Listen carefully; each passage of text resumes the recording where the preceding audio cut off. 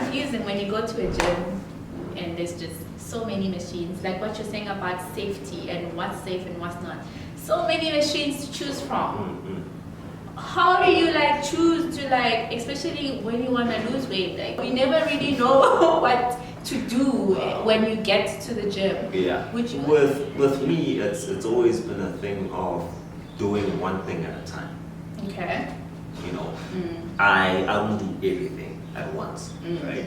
So there's specific things that I specialize in. So when it comes to strength training, I'm pretty good. Strength developing strength from being unable to lift anything to the point where you can lift. Yeah, I've seen that. I'm pretty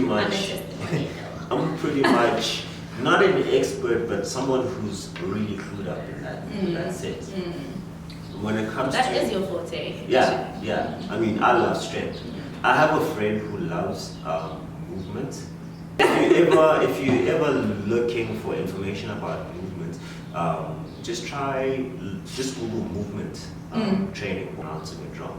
But just look for that kind of stuff. That stuff, it looks like contemporary dancing. I probably love it. I enjoy changing. Yeah. If you haven't noticed, I'd go in like 6 months running. Yeah. And then I stop. Yeah. And I go 6 months boxing. And then I stop. I go swimming. Yeah. And I try swimming. Then I stop. I'm like, okay, let's start again. So I'm always looking for something exciting, because one thing for sure is fitness is not going away. Whether or not you enjoy going to the gym, it must be a lifestyle. So for me, that's how I keep it, I guess, exciting for myself. Well, trying different things is one of the best things that you can do for yourself. I think about like when I was in school, right? We used to have soccer season, we used to have cricket season, you know, we used to have swimming season, you know what I'm saying? But with all of those things, if I had gym back in those days, I would have, because I used to play soccer, you know, and I used to play cricket, swimming. I do swimming because I have to. Okay. You know what I'm saying? There's some things that I do I don't like, but I do it because it's necessary. Right? Necessary. You know? Yeah. So it's all season, but the gym is always there. It's true. Right? So you find, and training like an athlete, basically you training like an athlete, you have seasons. You know what I'm saying? You have your on season and you have your off season. And your off season and your in season training is completely different to when you are in season. Right? And it's things like that you now start to look at. And then, but the gym is there. Yeah. Do you think everybody is an athlete somewhere deep down in their system? Because I feel like that's how you approached a lot of people. Yeah. Like him. I don't know about other people, but Yeah. I've seen you approach people with the mentality that they're able to do almost anything. Yeah.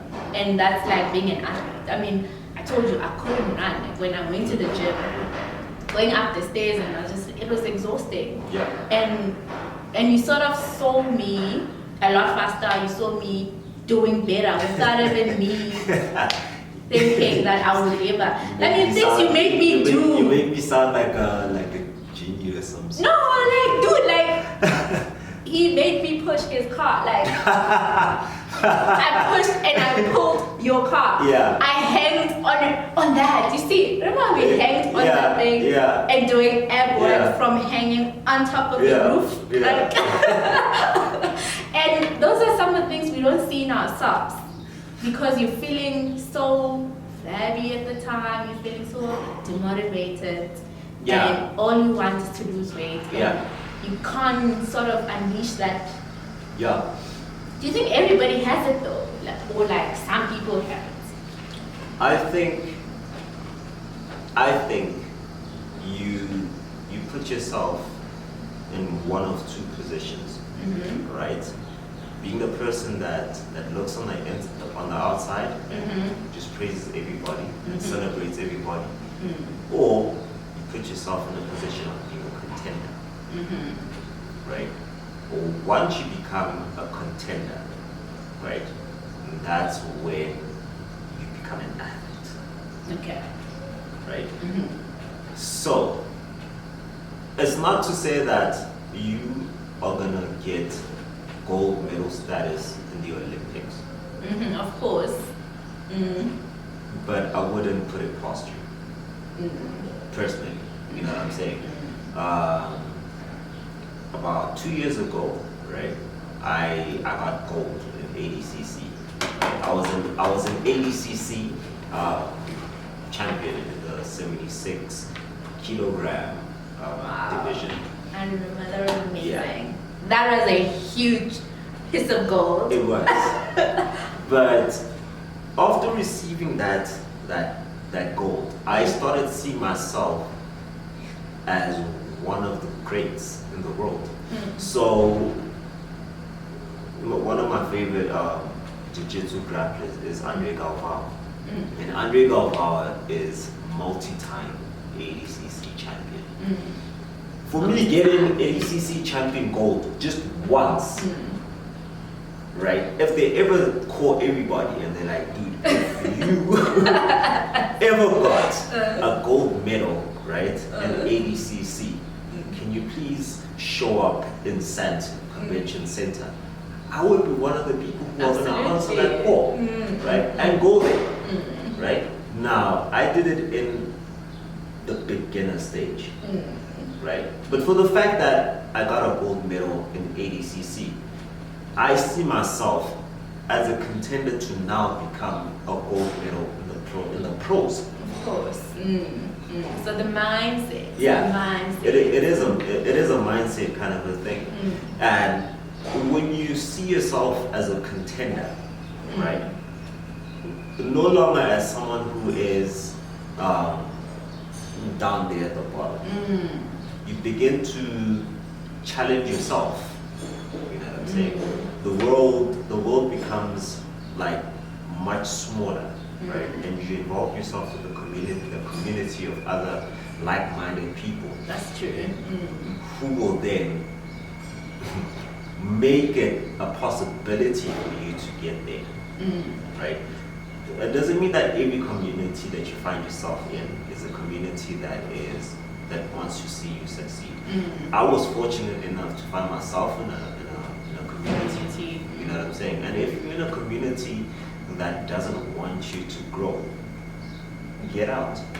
While you still have time. While you like today, if your boxing instructor doesn't want to get you to be better than they are, that person doesn't have your best interest at heart. They're just doing it for their ego. You know what I'm saying? And I've adopted that kind of a mindset. I have a 55-year-old man who I started training last year, and I can't keep up with him anymore. I can't run with him because he's that good. You know what I'm saying? Wow, that's amazing. Yeah, he's become that much better. But like, when I met him, I didn't know him from a bar of soap. And I see it as an honor. I was honored when you came to me and you're like, Temba, I want to learn this. I felt like, wow, you want to learn from me? You know? Yet some other people feel like it's a favor for them to be learning from. It's a favor for you to be learning from them. Yeah. Which is quite the disappointing thing about like the fitness industry. I mean, the fitness industry is a wonderful thing. It is. It's a beautiful thing. I'm a product of the industry. The industry, you know what I'm saying? But I'm a product of like the proper community. Yeah, it came. It's like in the past maybe 3 years, just been like a wave of a lot of superficial stuff. I'd give it a period of 3 years. In the last 3 years, a lot has just became so unreal, so superficial. So you can't attain that which they just bring to our faces. They want you to look like that, knowing very well you will not be able to look like that. But the pockets are pretty thick. Okay. I mean, that's what I'm saying. Approaching fitness with the reality of what it is. Yeah. Yeah. Which ties into a statement that I've said for quite a lot of times. It's not survival of it's a survival of the fittest, not survival of those who fit in. There's some rapper who said that. I just heard it in a rap song and then I was like, yo, yeah, that's dope. That's dope. That's dope. It is. I mean, a lot of people, I feel the industry itself, Yeah. I would say 70% of the people who are in it, they're in it because they want to fit in. Then the 30% are in it for what it is.